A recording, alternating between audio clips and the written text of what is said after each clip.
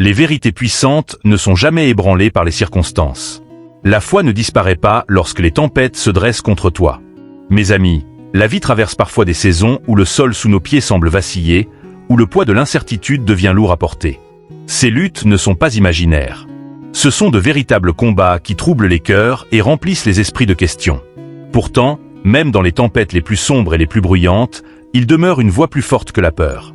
Dans Ésaïe 41, 10, Dieu déclare « Je suis avec toi. Je te fortifie.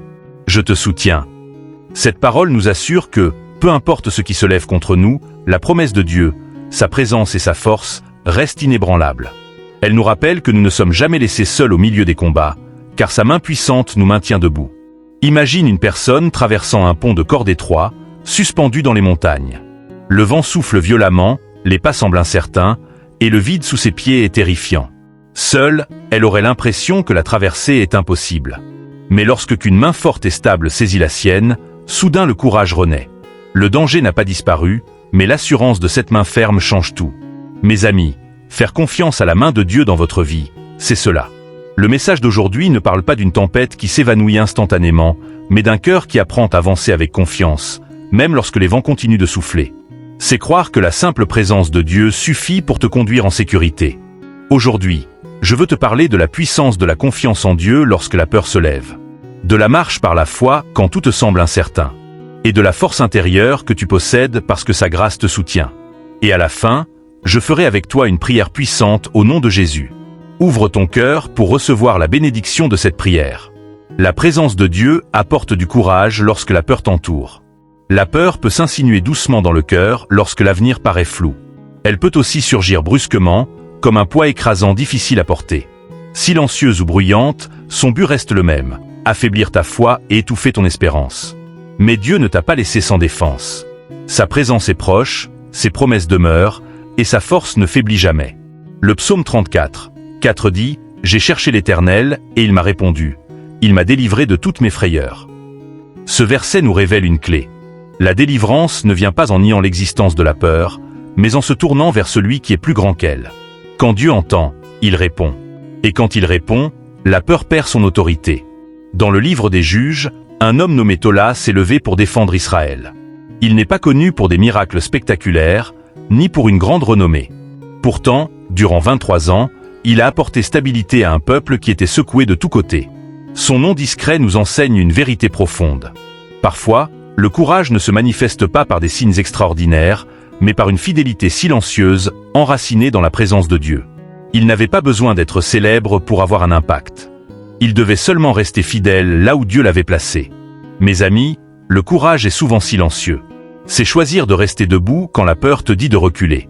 C'est choisir de faire confiance à Dieu, même lorsque tu ne vois pas encore la fin de l'histoire. La peur te montre toujours des images de défaite. Que demain s'écroulera, que tes prières resteront sans réponse, que ton espérance disparaîtra. Mais la parole de Dieu peint une image plus grande.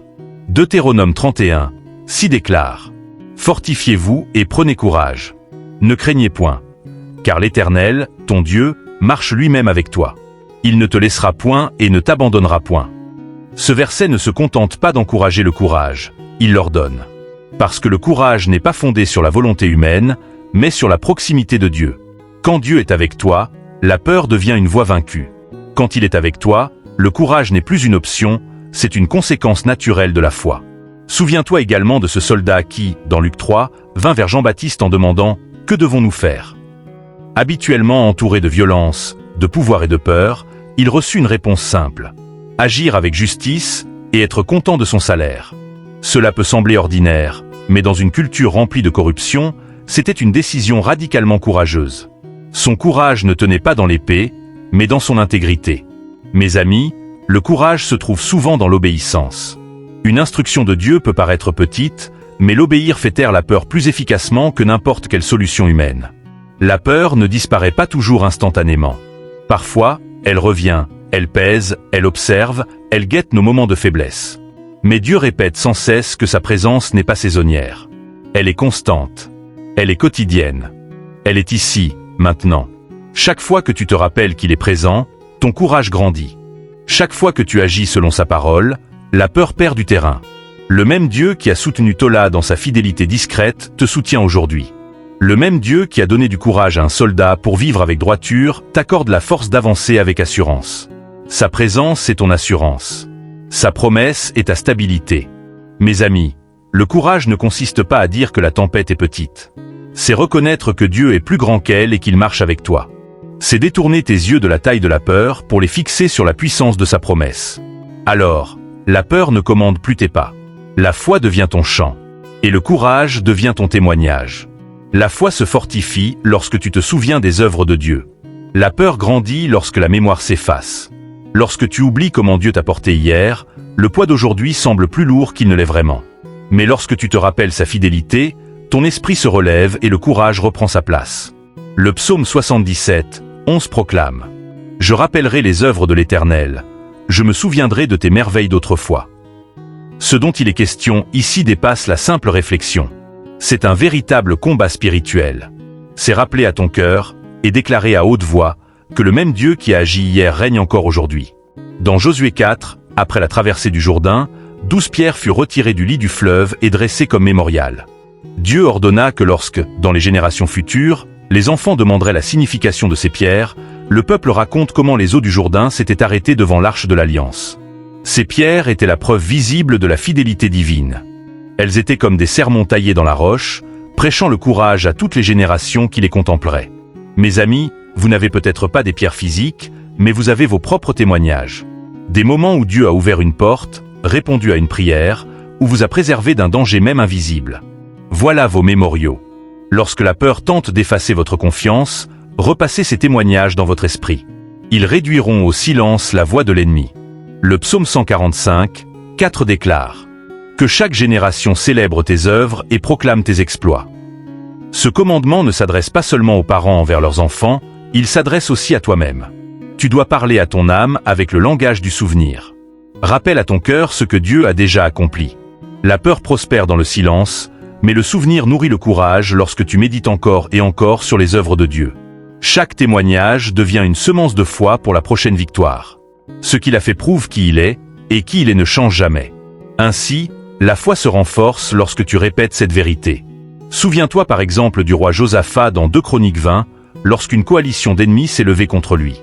Il pria ouvertement devant le peuple, rappelant les délivrances passées que Dieu avait accordées à leurs ancêtres.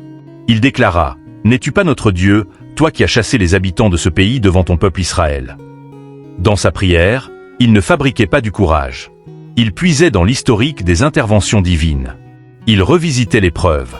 Mes chers amis, lorsque la peur vous assaille, élevez la voix et rappelez-vous les œuvres de Dieu. La mémoire dans la prière transforme le cœur. Elle le fait passer de la crainte à l'espérance. Elle bâtit une foi fondée non sur l'imagination, mais sur l'histoire même de Dieu dans votre vie. Un autre exemple se trouve dans Genèse 35, Jacob retournant à Béthel. Des années auparavant, c'est là qu'il avait rencontré Dieu pour la première fois, alors qu'il fuyait, rempli de peur. Et voici que Dieu l'appelle à revenir à cet endroit, pour y bâtir un autel. Ce retour n'était pas un simple déplacement. C'était un acte de souvenir. Une déclaration. Le Dieu qu'il avait rencontré autrefois dans sa faiblesse était encore fidèle maintenant. L'autel de Jacob proclamait que le souvenir n'est pas passif. C'est un acte d'adoration. Chaque fois que tu te souviens et que tu réponds par la louange, le courage recommence à monter. Ton autel, à toi, peut être une prière, une action de grâce, un pas d'obéissance. Mais chaque geste de mémoire brise l'emprise de la peur dans ton esprit. Ainsi, mes amis, le chemin vers le courage est pavé de souvenirs. La peur veut effacer l'histoire de la fidélité de Dieu, mais vous devez lutter pour vous en souvenir. Répétez les victoires passées jusqu'à ce qu'elles deviennent plus fortes que les soucis présents. Le Dieu qui a ouvert le Jourdain ouvre encore des chemins aujourd'hui. Le Dieu qui a rappelé Jacob à Béthel vous appelle encore à vous souvenir. Lorsque vous gardez près de vous le récit de ses œuvres, la foi se renforce, le courage se lève et la peur est réduite au silence. La paix vient lorsque tu fais davantage confiance aux promesses de Dieu qu'à la tempête. Mes amis, la paix n'est pas l'absence de problèmes. Elle est la certitude que Dieu reste fidèle au milieu des problèmes. Les tempêtes peuvent faire rage autour de toi, mais le véritable trouble commence à l'intérieur lorsque la confiance est déplacée. Alors, l'esprit lutte, le cœur tremble, l'âme se sent acculée. Pourtant, Dieu est avec toi. Dieu promet la paix à ceux qui fixent leur regard sur lui. Ésaïe 26, 3 dit « Tu garderas dans une paix parfaite celui dont la pensée s'appuie sur toi, parce qu'il se confie en toi. » La paix ne vient pas du silence de la tempête, mais du regard fixé sur le Sauveur. Lorsque tes pensées s'ancrent en lui, les tempêtes perdent leur pouvoir de dominer tes émotions. Dans Nombre 27, nous rencontrons les filles de Tselofshad. Leur père était mort, et selon la tradition, elles n'avaient aucun droit à un héritage. La peur aurait pu les réduire au silence, leur faisant croire que leur voix n'avait aucune valeur. Pourtant, elles se présentèrent devant Moïse et les chefs du peuple, exposant leur cause avec courage. Et Dieu confirma leur plaidoyer, déclarant qu'elles avaient raison et leur accordant leur part d'héritage en Israël. La paix ne vint pas par l'évitement du conflit, mais par leur confiance dans la justice et les promesses de Dieu. Mes chers amis, il arrive que la paix surgisse lorsque nous osons croire que la parole de Dieu nous donne autorité, même lorsque le monde prétend le contraire. La foi en sa promesse stabilise le cœur et réduit la peur au silence. Jérémie 29, 11 nous rappelle « Car je connais les projets que j'ai formés pour vous, dit l'Éternel, des projets de paix et non de malheur, afin de vous donner un avenir et de l'espérance. » Ce verset nous enseigne que les tempêtes sont temporaires, mais que les plans de Dieu sont éternels. La peur voudrait te convaincre que demain est déjà détruit. Mais la parole affirme que ton avenir est rempli d'espérance. Cette promesse n'est pas un réconfort superficiel. C'est une fondation solide lorsque tout autour de toi tremble. Lorsque tu t'attaches à son plan, la paix t'envahit, même quand rien ne semble stable. La tempête ne change pas le plan. La promesse demeure plus grande que le problème. Souviens-toi aussi du roi Josia dans 2 Rois 22. Alors que le temple était en restauration, on y découvrit le livre oublié de la loi. En entendant sa lecture, Josia déchira ses vêtements en signe de repentance. Le peuple avait dérivé loin de Dieu. La peur et le jugement menaçaient. Pourtant, Josia trouva la paix en revenant à la parole. La tempête de la rébellion assiégeait la nation, mais la paix revint parce que la promesse de miséricorde fut accueillie. Mes amis, il arrive que la paix ne se manifeste pas par un changement de circonstances, mais par des cœurs qui reviennent humblement à la parole de Dieu. La repentance apporte la restauration, et la restauration engendre une paix qu'aucune tempête ne peut voler. Un autre exemple surgit dans Esdras 5, lorsque des responsables juifs déclarèrent sans crainte au gouverneur que le temple était reconstruit selon l'ordre de Dieu. Ils faisaient face à l'opposition et au risque d'être interrompus. Pourtant, leur témoignage resta ferme. Parce qu'ils se souvenaient du décret de Cyrus et de la parole de Dieu sur leur peuple, leur paix ne dépendait pas de l'absence de menaces, mais de la certitude de l'instruction divine. Avant même que la situation ne soit réglée, ils marchaient avec assurance, sachant que l'œuvre était ordonnée par Dieu lui-même. Mes chers amis, la paix demeure lorsque tu sais que tu marches dans ce que Dieu a déjà proclamé. Les tempêtes peuvent se lever, mais le fondement de sa parole ne vacille jamais. Ainsi, mes amis, souvenez-vous de ceci. La paix ne dépend pas des résultats visibles. Elle repose sur la confiance. Les filles de Tselofshad reçurent la paix parce qu'elles comptaient sur la justice de Dieu. Josia trouva la paix en redécouvrant la parole. Les officiels du temps d'Esdras trouvèrent la paix en obéissant aux instructions divines, malgré l'opposition. Ces récits nous montrent que ce ne sont pas les tempêtes qui écrivent le dernier chapitre. Ce sont les promesses de Dieu. Et parce que ces promesses demeurent pour l'éternité, tu peux marcher dans la paix aujourd'hui, même au milieu du combat le plus rude. Mes amis, les tempêtes viendront, mais elles ne dureront pas toujours. Ce qui demeure, c'est la promesse de la présence de Dieu, de sa fidélité et de sa paix. La peur tente de t'aveugler, mais la foi ouvre tes yeux pour voir sa main. Lorsque tu te souviens de ses œuvres, que tu fais confiance à ses promesses et que tu ancres ton cœur dans sa parole, tu marches avec courage. Tu marches avec paix. Tu marches avec espérance. À présent, à tous ceux qui entendent ma voix, approchons-nous du Seigneur dans la prière. Je veux que tu pries avec moi, ou que tu écoutes cette prière avec foi, afin de recevoir toutes les bénédictions qu'elle porte. Prions notre Dieu plein de grâce et d'amour. Père céleste, je te loue, toi le Dieu tout-puissant, celui qui règne au-dessus de toute création. Je te loue pour ta fidélité, pour ton caractère immuable, parfait dans toutes tes voies. Je te remercie pour la vie et le souffle que tu m'accordes en cet instant. Je te remercie pour chaque porte que tu as ouverte, pour chaque moment où tu m'as relevé, et pour toutes les bénédictions que je n'ai même pas vues. Seigneur, je te demande pardon pour tous mes péchés, ceux commis sciemment et ceux commis sans en avoir conscience. Purifie-moi de toute iniquité et renouvelle en moi un esprit droit. Je choisis également de pardonner à toutes les personnes qui m'ont blessé. Je refuse désormais de porter l'amertume, et j'embrasse la liberté que donne la grâce. Père, je dépose entièrement mon cœur entre tes mains. Au nom de Jésus, je déclare que la peur ne me dominera plus, que le doute ne fera plus taire ma voix, et que le désespoir ne me gardera plus captif. Au nom puissant de Jésus, je déclare la paix sur mon esprit. la force sur mon corps, et le courage dans mon âme. Je rejette toute voie de peur, d'anxiété et de désespoir. Au nom de Jésus, je te remercie, Seigneur, car tes promesses demeurent fortes, fermes et inébranlables dans ma vie. Seigneur, je te demande que ta bénédiction m'enveloppe. Je te demande que ta guérison coule dans chaque zone brisée de mon corps, de mes pensées et de mon esprit. Dieu Tout-Puissant, je te demande de me délivrer de toute attaque de l'ennemi. Étends ta protection sur moi, sur mes proches, et sur tout ce qui me concerne. Je te demande la victoire. Je te demande le percé, qu'elle se manifeste sur mon chemin. Apporte la restauration là où j'ai subi des pertes. Apporte la force là où j'ai été épuisé. Que ta guérison m'enveloppe entièrement. Au nom puissant de Jésus, que ta paix garde ma vie. Je déclare la paix sur mon esprit, la force sur mon corps, et le courage dans mon cœur. Seigneur, que ta main agisse dans chaque situation. Apporte compréhension, repentance, croissance et sécurité à ceux que j'aime. Entoure-les de ta protection, de ta joie et de ta provision. Seigneur, alors que je fais cette prière, avec tous ceux qui l'écoutent, je te remercie pour chaque cœur qui s'ouvre devant toi en cet instant. Nous nous unissons, priant les uns pour les autres.